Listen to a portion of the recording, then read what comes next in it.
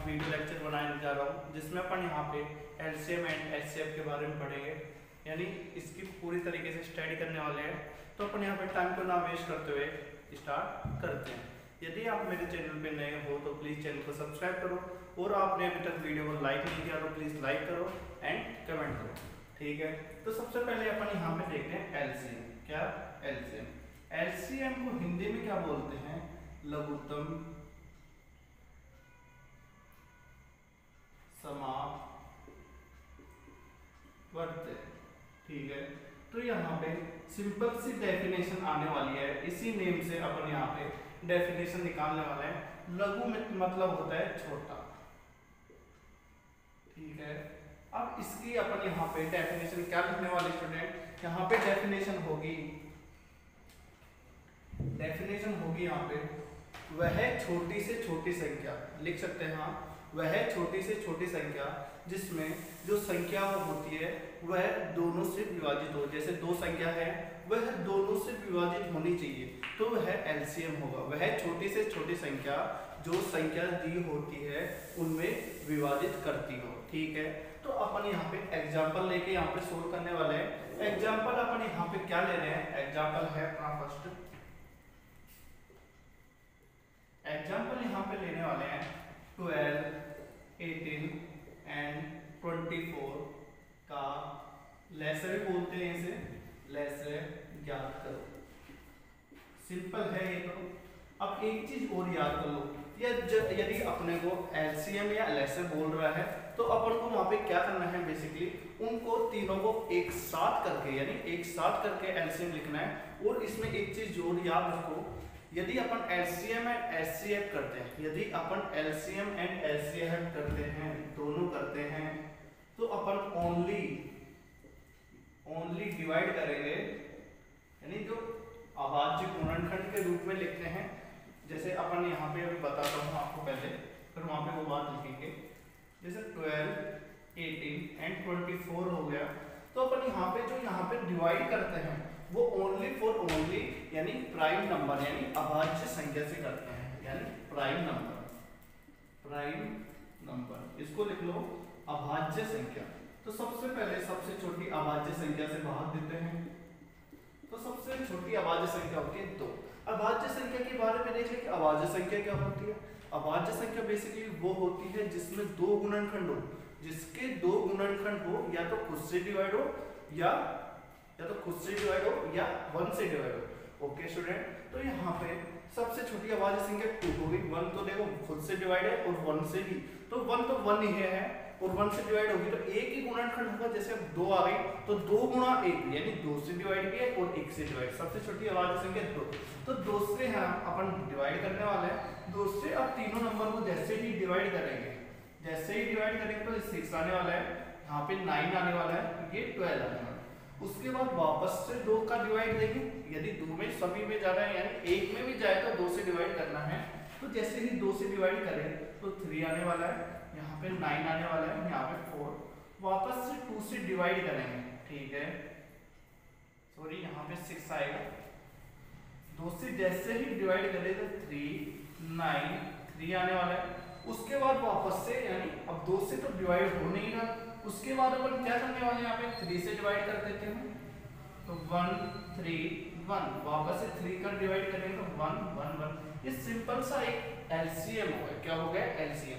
जैसे ही अपन को इसका एलसीएम पूछे तो एलसीएम में क्या करने वाला है? इनको सबको मल्टीप्लाई करना है। क्या करना है? मल्टीप्लाई। तो 2 गुणा 2, 2 गुणा 2 गुणा 2 गुणा 3 गुणा 3। तो बेसिकली यहाँ से आंसर क्या आने वाला है? 2 दूनी 4 दूनी 8, 8 के 24, 72, ठीक है। क्या आने वाला है? 24, 72। 72 एक ऐसी संख्या है जिसमें तीनों का डिवाइड जाएगा। सही, आप देख ले, ठीक है स्टूडेंट। तो यहाँ पे एक एलसीएम का अपन ने एग्जाम्पल ले लिया। अब एक और देखते हैं एग्जाम्पल एलसीएम का, काफी अच्छा है, ठीक है। तो आप इसका स्क्रीनशॉट ऐसे नोट कर सकते हैं। तो अपन यहाँ पे नेक्स्ट एग्जाम्पल देखते हैं। नेक्स्ट एग्जाम्पल क्या है? नेक्स्ट एग्जाम्पल एलसीएम का अपन ले रहे हैं। अपन मान लो एक चर राशि में चर राशि क्या होती है? x y z। अपन कुछ भी जो चर राशि होती है उन्हें मान सकते हैं यहाँ पे। जैसे आ गए 12x की पावर 2, y की पावर 3, z की पावर 4 एंड 16x की पावर 2, y की पावर 3 और z की पावर 4। ये आ गया और अपन को पूछ रहा है इसका लेस है। तो इसका लेस है कैसे ज्ञात है, ज्ञात करेंगे। कैसे ज्ञात करेंगे? तो अपन को कुछ नहीं करना, ओनली एक चीज याद रखना है। एक चीज क्या याद रखना है कि एलसीएम यानी सबसे बड़ा, यानी एलसीएम में बड़ी घात लेनी है, सबसे बड़ी घात लेनी है, ठीक है। तो यहाँ पे सबसे पहले अचर का वो निकाल लो, अचर का एलसीएम। अचर का एलसीएम क्या होगा? 12 में 16 का एलसीएम ले लो पहले।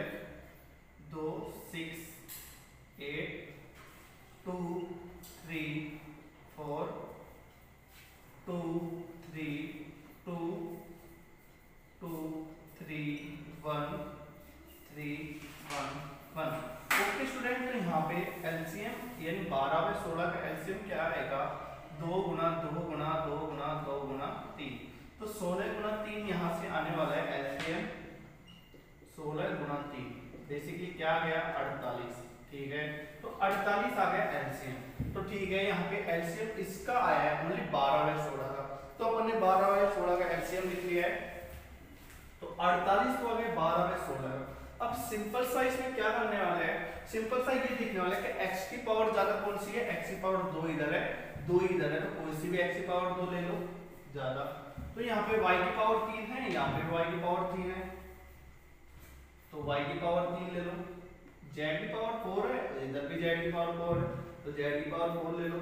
यदि यहाँ पे z की पावर 6 आ जाए तो z की पावर 6 लेना है। यदि y की पावर 4 आ जाए तो y की पावर 4 लेना है। तो अपन नेक्स्ट एग्जांपल में सेम ना लेके डिफरेंट लेते हैं। ओके स्टूडेंट, तो यहाँ पे अपन नेक्स्ट एग्जांपल देखते हैं। जितने एग्जांपल आप सोल्व करोगे उतने ही आपको अच्छे से कॉन्सेप्ट क्लियर होगा। अब अपना जो नेक्स्ट एग्जांपल है, नेक्स्ट एग्जांपल स्टूडेंट क्या है? नेक्स्ट एग्जांपल देखते हैं अपन। नेक्स्ट एग्जांपल है 90 60 एंड 35 का एलसीएम यानी लेस है ज्ञात करो, ठीक है स्टूडेंट। तो यहाँ पे लेस है ज्ञात करना है इसका, तो एक साथ लेना है बेसिकली यहाँ पे। तो एक साथ ले लो इन तीनों को, 60 90 एंड 35। अब कई सोच रहे होंगे पहले 90 है तो 90 तो नहीं है, तो कैसे भी लिख लो आंसर वही आने वाला है, ठीक है स्टूडेंट। तो सबसे पहले अपन यहाँ पे क्या करने वाले हैं? सबसे छोटी अभाज्य संख्या का भाग देंगे। सबसे छोटी अभाज्य संख्या क्या है? 2। ये भी पूछा जाता है कई बार एग्जाम्पल में, तो यहाँ पे लिख लो आप सबसे छोटी अभाज्य संख्या। अभाज्य संख्या क्या है? 2। काफी बार एग्जाम में पूछा गया है। और सबसे छोटी भाज्य संख्या भी लिख लो, सबसे छोटी भाज्य संख्या कौन सी है? कमेंट में बताइए। 4 है, ठीक है, बताने की क्या जरूरत है, ठीक है स्टूडेंट। तो यहाँ पे अपन यहाँ पे जैसे 2 का डिवाइड दिए तो यहाँ पे 30 आने वाला है, यहाँ पे 45 और यहाँ पे 35। ओके, तो यहाँ पे अब 2 से डिवाइड देख के देखते हैं जाता है नहीं, 2 का इसमें जा रहा है, ठीक है, 2 से दे देते हैं। तो यहाँ पे 15 45 एंड 35। तो बेसिकली अब 3 से देने के लिए क्या रूल होता है? 3 का विभाज्य रूल, 3 से विभाजित। 3 से विभाजित का नियम क्या होता है? लिख लो ये कि जो संख्या होती है जैसे 90 है तो इनका ऐड कर रहे हैं, यानी जैसे एग्जांपल लेके समझाता हूं मैं। जैसे 3 1 2 6, जैसे ये कोई नंबर आ गया तो अपने को चेक करना है कि ये 3 से डिवाइड है या नहीं। तो इनको सबके बीच में प्लस लगा दो। यदि वह 3 से डिवाइड है यानी 3n, 3 से डिवाइड है, n का मतलब यानी कोई भी नंबर रख दो वो 3 से डिवाइड होगा, यानी 3 के फाड़े से डिवाइड है। जो एडिशन यानी जोड़ आता है तो 3 के टेबल से डिवाइड है, 3 के टेबल से डिवाइड है तो 3 से डिवाइड होगा, ठीक है। तो ये बात आप नोट कर सकते हो अपने नोट्स में। तो ठीक है स्टूडेंट, आपने ये बात नोट कर ली होगी, इसे रफ कर देता हूं।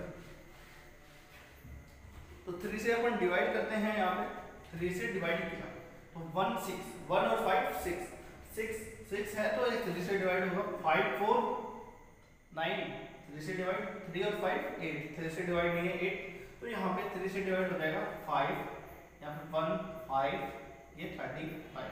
तो अब देखते हैं 3 से और कौन सा डिवाइड है। 15 डिवाइड है 3 से, तो 5 5 35। अब 5 के लिए डिवाइड का रूल क्या होता है? 5 के लिए डिवाइड का रूल होता है कि लास्ट में जिस संख्या के लास्ट में 0 या 5 आए तो वो है 5 से डिवाइड होगा। तो यहाँ पे 5 से डिवाइड करते हैं तो 1 1 और 7। तो अब उसके बाद 7 यानी 7 तो एक अभाज्य संख्या, तो 7 से डिवाइड कर देते हैं 1 1 1। तो इसका एलसीएम आने वाला है 2 दूनी 4 4 3 12 12 3 48 48 पंजो कर लेते हैं 48 गुणा 35, क्योंकि 7 पंजो 35 होगा। तो यहाँ पे ये एलसीएम आएगा। एलसीएम कितने वाले वाला है? 5 8 40 5 चौक 20 और 4 24 3 8 24 3 चौक 12 और 2 14 4 और 0 8 6 1680 यहाँ पे क्या आने वाला है? एलसीएम। तो आप इसे नोट करें प्लीज। अब अपन यहाँ पे एक देखने वाले भिन्न आ जाएगा और भिन्न में पूछ ले एलसीएम क्या होगा। तो भिन्न का एलसीएम कैसे फाइंड करते हैं वो भी देखने वाले हैं। तो यहाँ पे मैं एग्जांपल देख लेता हूँ क्या है, या आप नोट कर लिया करो।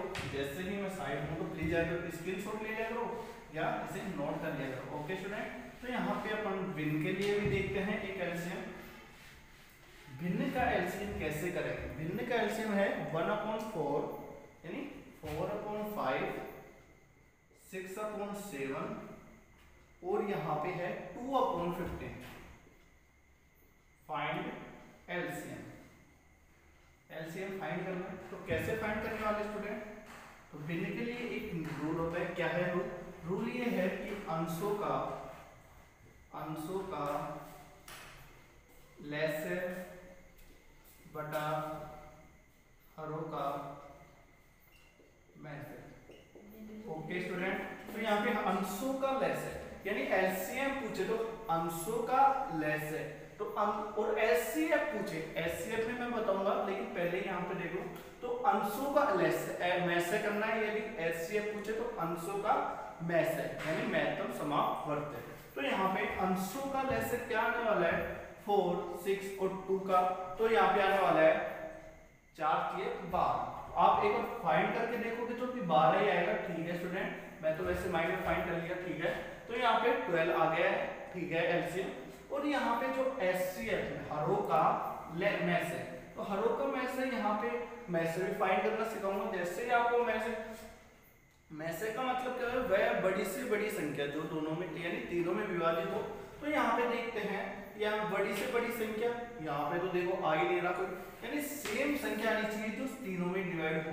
तो यहाँ पे अलग अलग करके इसका एलसीएम लेंगे तो जो सेम संख्या आएगी वो तीनों से डिवाइड। तो ये तीनों देखो, ये अभाज्य संख्या, ये अभाज्य संख्या। अभाज्य संख्या का हमेशा यानी 2 अभाज्य संख्या आ जाए और तीसरी एक भाज्य संख्या आ जाए तो उसका एलसीएम और एचसीएफ हमेशा 1 आता है। ठीक है, ये बात आप नोट कर लीजिए। कभी भी अभाज्य संख्या का एचसीएफ 1 के अलावा और कोई नहीं होगा। तो यहाँ पे एलसीएम और एचसीएफ कितने आने वाले हैं? 1। ओके स्टूडेंट, तो 1 यहाँ पे आ गया एचसीएफ। तो इसका टोटल आंसर क्या हो गया? कितना? 12 is the answer this the LCM. Okay student, तो अपन यहाँ पे नेक्स्ट एक चर का एक और एग्जांपल लेते हैं। चर राशि का एक और एग्जांपल ले लेते हैं। एग्जांपल है स्टूडेंट्स यहाँ पे a² b की पावर 4 c6, a² b की पावर 4 c6 और ये है यहाँ पे b³ c की पावर 8, b³ c की पावर 8 a की पावर 4 और यहाँ पे है a8 b की पावर 6, a8 b की पावर 6 c की पावर 2। तो बिल्कुल सिंपल है, इसका एलसीएम फाइंड करना है। तो एलसीएम क्या लिखेंगे? सबसे ज्यादा पावर a की कौन सी है? सबसे ज्यादा पावर a की कितनी है? a की पावर 8 है, यहाँ पे 2 है, यहाँ पे 4 है, यहाँ पे 8 है। अब b की पावर देख लो सबसे ज्यादा कौन सी है? 4 3 8, तो b की पावर 8। c की पावर देखो सबसे ज्यादा कौन सी है? c की पावर 8। तो बेसिकली यहाँ से एलसीएम आने वाला है a की पावर 8, b की पावर 8 एंड c की पावर 8। ओके स्टूडेंट, तो अपन यहाँ पे एलसीएम का टॉपिक पढ़ चुके हैं। अब अपन यहाँ पे पढ़ने वाले एचसीएफ। एचसीएफ कैसे फाइंड करते हैं? तो अपन एचसीएफ के बारे में यहाँ पे स्टडी करते हैं। ठीक है, तो आप एक बार इसे नोट कर सकते हैं। ठीक है, नोट नहीं कर पाओ तो प्लीज स्क्रीनशॉट ले लिया करो।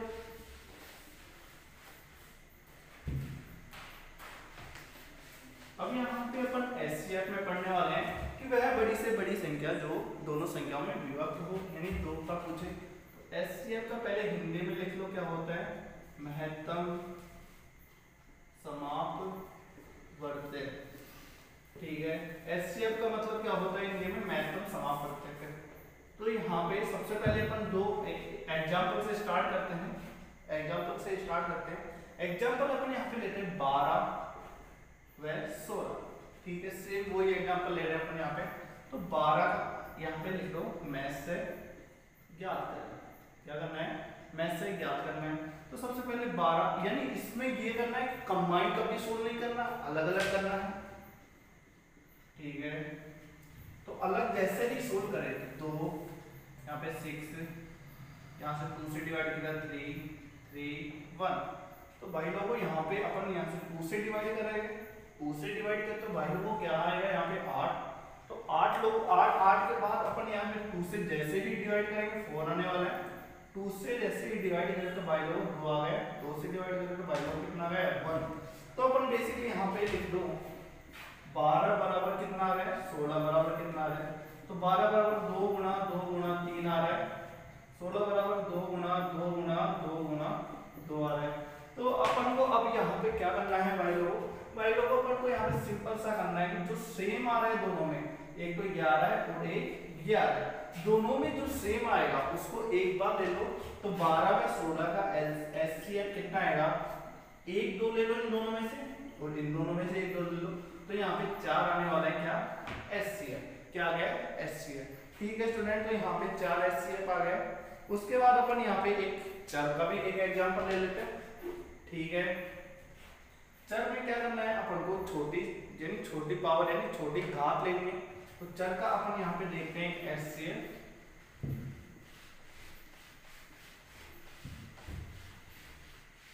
चर का एचसीएफ कैसे फाइंड करें, चर का एचसीएफ। तो यहाँ पे चर राशि अपन यहाँ पे ले रहे हैं, चर राशि है a6 b4 c4 a2 b2 c2 a5 c6 ho b2। ठीक है स्टूडेंट, तो यहाँ पे एचसीएफ पूछ रहा है, तो एचसीएफ कैसे लिखेंगे, एचसीएफ बराबर लिखेंगे छोटी पावर, a की पावर सबसे छोटी कौन सी है 2, b की पावर कितनी है सबसे छोटी 2, c की पावर कितनी है 2। तो बेसिकली जो एचसीएफ होगा a की पावर 2, b की पावर 2 और c की पावर 2। अब एक एग्जाम में क्वेश्चन पूछा गया है। ठीक है, तो क्वेश्चन किस पे पूछता है, एक मैं आपको एक रिलेशन बताऊंगा, वो रिलेशन काफी अच्छा है और बहुत ही इजी भी रिलेशन है, उसको याद करने में कोई दिक्कत नहीं होगी, याद तो कर सकते हो, छोटा सा रिलेशन है। अगर उससे याद कर लिए तो आपका एग्जाम में एक उस टाइप का क्वेश्चन आता है, उसको आप पूर्णतः यानी अच्छे से सोल्व करके आंसर दे सकते हो। तो रिलेशन क्या है, रिलेशन है पहली संख्या गुणा दूसरी संख्या बराबर एलसीएम गुना एलसीएम। ठीक है स्टूडेंट, तो ये रिलेशन बहुत ही अच्छा रिलेशन है, इसे आप कॉपी में नोट करें, इसके बेस पे काफी क्वेश्चन पूछता है। आपको बोलेगा कि पहली संख्या ये है, उसका एलसीएम ये है एंड एचसीएफ ये है। दो संख्या है, दो संख्याओं में एक संख्या ये है और उनका एलसीएम ये है, एचसीएफ ये है, तो दूसरी संख्या बताइए। तो इस टाइप का क्वेश्चन आएगा। तो अपन यहाँ पे एक एग्जांपल देखते हैं। एग्जांपल क्या है स्टूडेंट, मैं बोल देता हूँ, आप नोट करना चाहे तो नोट भी कर लो। दो संख्याओं का लैसे तथा में से 84 तथा 21 है। तो एचसीएम कितना दे रखा है 84, एचसीएफ कितना दे रखा है 84 को 84 बोलते हैं और एचसीएफ दे रखा है 21। ठीक है स्टूडेंट, तो यहाँ पे देख रखा है यदि संख्याएं 1:4 में, यदि संख्याएं 1:4 है, ठीक है, संख्या का अनुपात कितना है 1:4, तो अपन को संख्याएं बतानी है कौन कौन सी होंगी। तो ठीक है स्टूडेंट, तो अपन यहाँ पे 1:4 दे रखा है संख्या का अनुपात, तो x अनुपात 4x मान सकते हैं ना। ठीक है। तो यहाँ पे जैसे ही अपन ने लिख लिया x इंटू 4x रिलेशन में रख रहा हूँ सीधा 84 गुणा 21, ठीक है स्टूडेंट, 84 गुणा 21। तो बेसिकली यहाँ से आने वाला है 4x स्क्वायर बराबर 84 गुणा 21। तो x स्क्वायर बराबर कितना आने वाला है स्टूडेंट 84 गुणा 21। तो यहाँ पे मैं आगे कर रहा हूँ x स्क्वायर बराबर 84 गुणा 21 बटे 4। तो 4 से इसको डिवाइड करोगे तो 21 गुणा 21 आने वाला है। तो x बराबर कितना आने वाला है यहाँ पे स्टूडेंट 21। x बराबर 21 है, x बराबर कितना गया 21। तो पहली संख्या कितनी हो जाएगी कि पहली संख्या कितनी हो जाएगी 21, दूसरी कितनी होने वाली है 21 का 4 टाइम्स है, 21 को 4 से गुणा कर दो दूसरी संख्या आ जाएगी। तो यहाँ पे पहली संख्या 21 हो गई, दूसरी संख्या 84। तो इस टाइप का क्वेश्चन भी पूछा जाता है। एक क्वेश्चन है दो लगातार प्राकृत संख्याओं का लघुत्तम समापवर्तक तथा महत्तम समापवर्तक क्रमशः होगा। तो दो लगातार संख्याओं का यदि दो लगातार संख्या है, अभी लेता हूँ मैं एक एग्जाम्पल, ठीक है। तो अपन यहाँ पे पहले एक बार इसको नोट कर लिया करो आप मिटाने से पहले।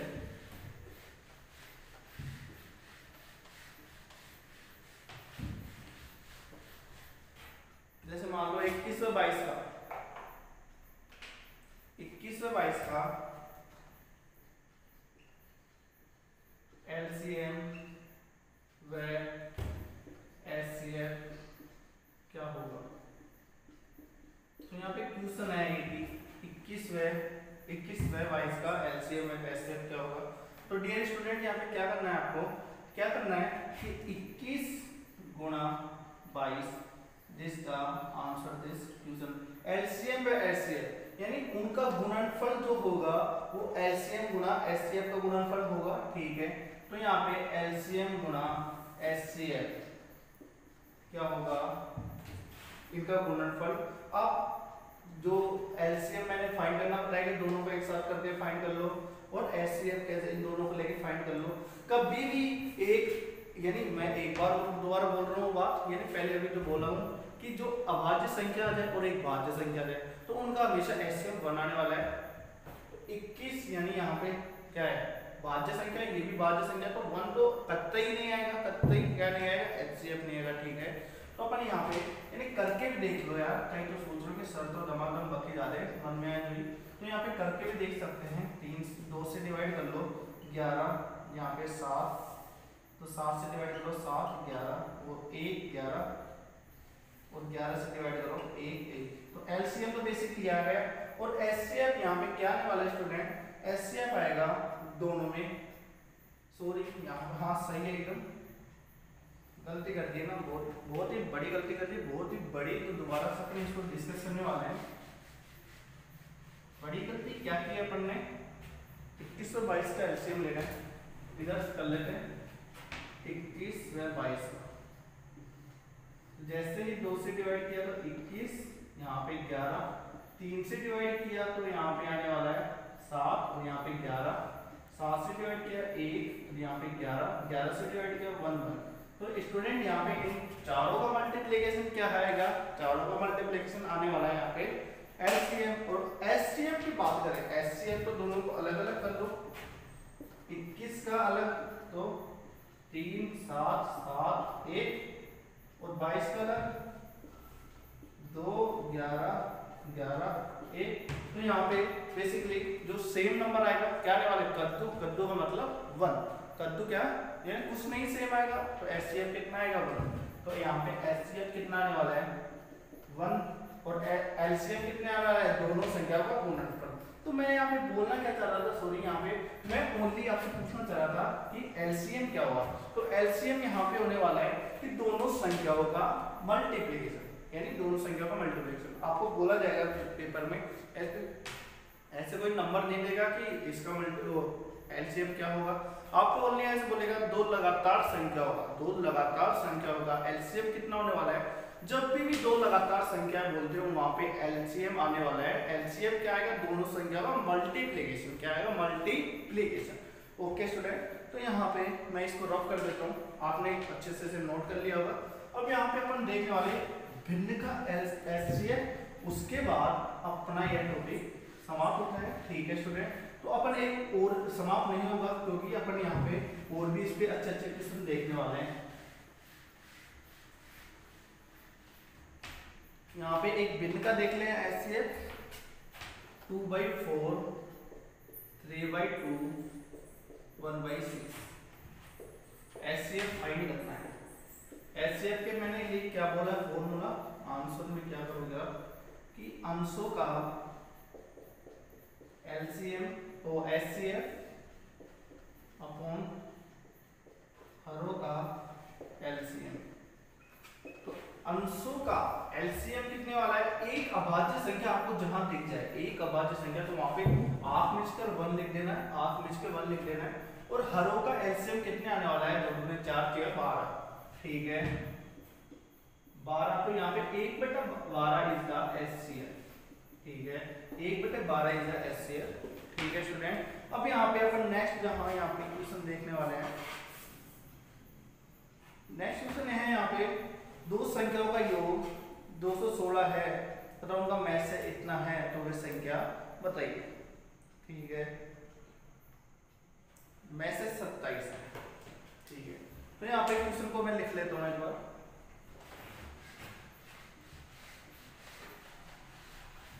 दो संख्याओं का योग क्या दिया हुआ है, दो संख्याओं का योग, दो संख्याओं का योग कितना दिया हुआ है 216। और HCF यहाँ पे दिया हुआ है, HCF कितना दिया हुआ है 27। तो HCF एक ऐसा नंबर है जो बड़ी से बड़ी संख्या है, तो दोनों संख्या को विभाजित करती है। तो यहाँ पे अपन पहली संख्या 27 गुना x यानी x का मल्टीपल होगा, दूसरी संख्या कितना होने वाली है 27 गुना y। ठीक है, और दोनों का योगफल कितना है, दोनों का योगफल कितना है स्टूडेंट यहाँ पे 216। ठीक है ना। तो यहाँ पे अपन ये एक इक्वेशन ये आ गई है, और दूसरी इक्वेशन अपन यहाँ पे क्या करने वाले हैं कि 27x गुणा 27y दोनों का योगफल इतना दिया है, यानी दोनों संख्या का योग इतना है।